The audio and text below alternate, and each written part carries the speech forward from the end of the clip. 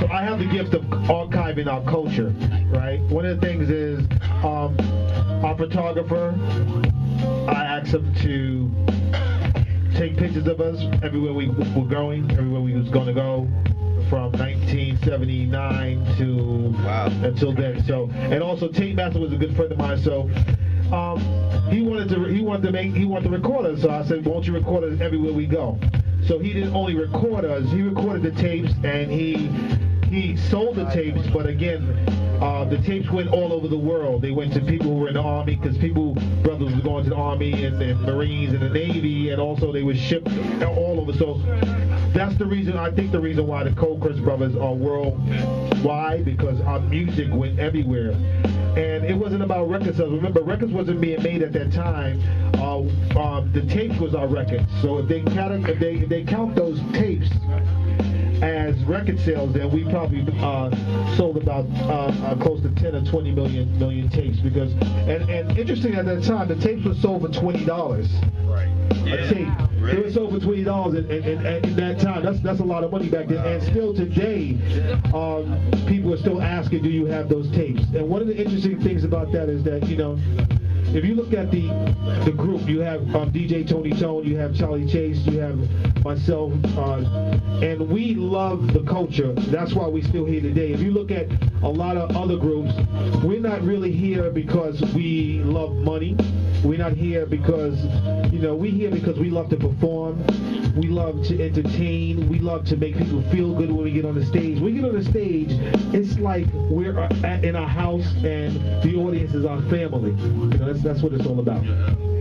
I want to say one thing before we go on to the break of dawn. It's WBAI 99.5 FM. It's the Hip Hop Takeover, the the mini-thon this time around. Right. Shout out to Ife in the house. That's right. Hey, wait. Put on blast. JDL. I just told her, why you think we did that? I'm going to put you on blast. I said, take my put you on blast. JDL. She said the camera don't work. Here she go. JDL. Gotcha. JDL. Yeah.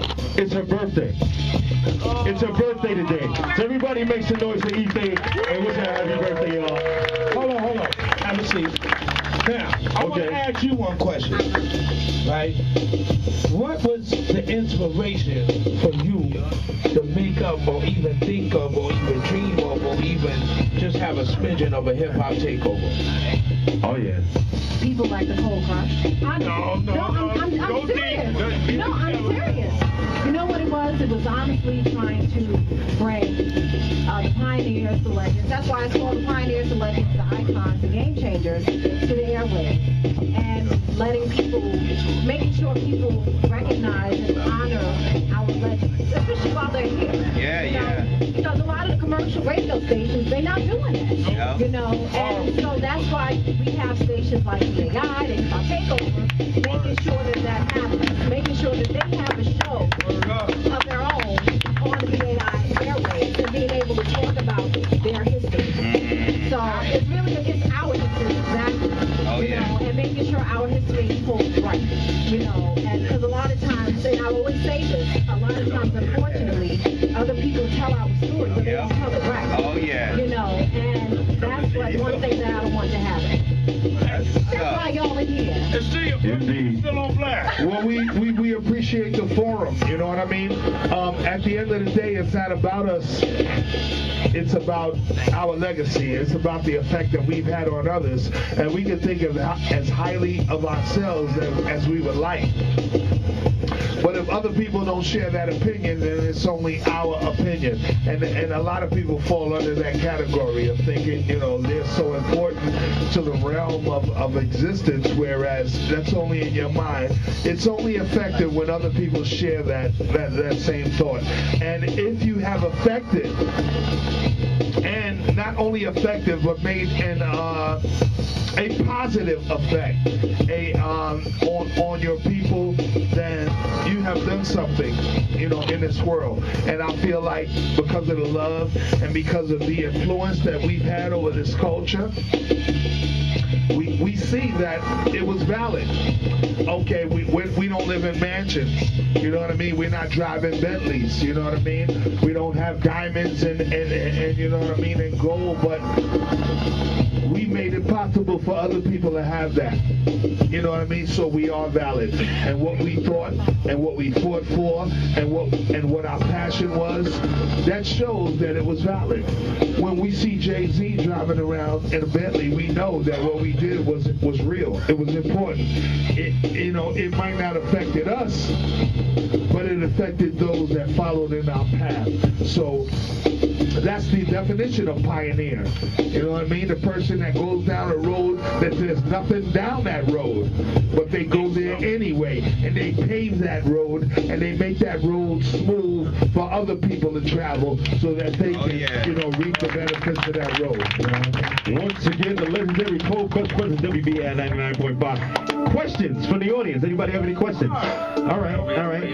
We got a question right here from my man. What's your name? Omari. Omari. I would like to say it's definitely a blessing to be here today, as an aspiring artist, and we feel that you could put something like this together, because I'm 21 years old. I feel like as a young artist, a lot of young artists don't really respect the pioneers or a lot of legends in the game as they should, or maybe not listen to them or do their homework as much as they could.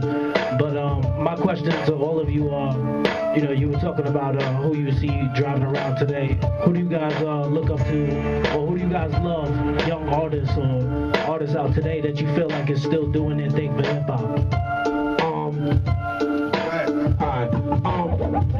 First things first, a lot of times, we get things twisted.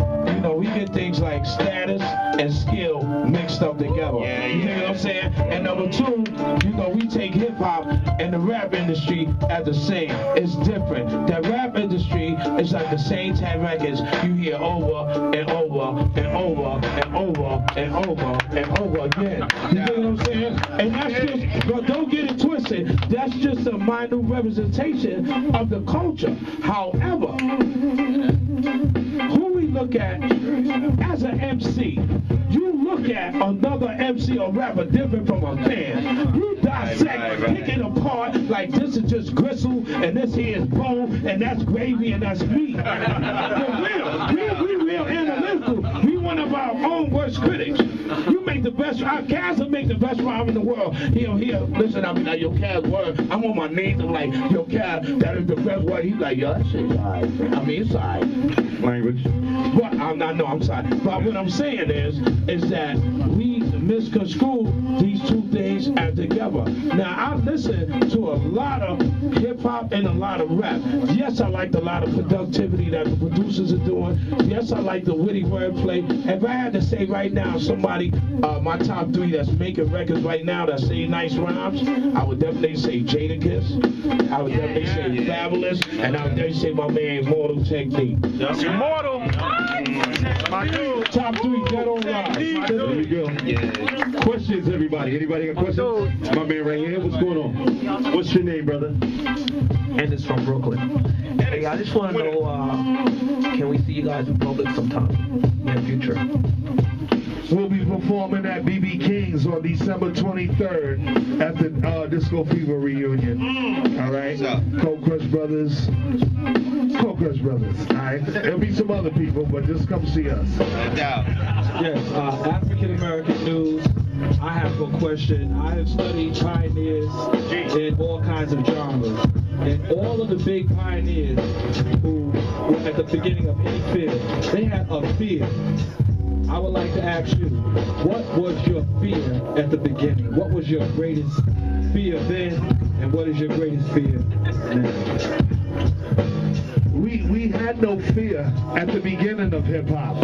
I mean, we didn't know that this was going to become the world phenomena that it has become. We didn't know that we were embarking on a new culture that would, benefit the world, you know what I mean, globally. We had no idea. So basically, we were just doing what we did and what we felt good at doing. We had a love and a passion for the music, for the dance, for the art, and for the spoken word aspects of music. And we put them all together in a culture called hip-hop. You know what I mean? And if we would have known that this was going to grow to the proportion that it has, come on, we would have had a different agenda. But our agenda was pure because there was no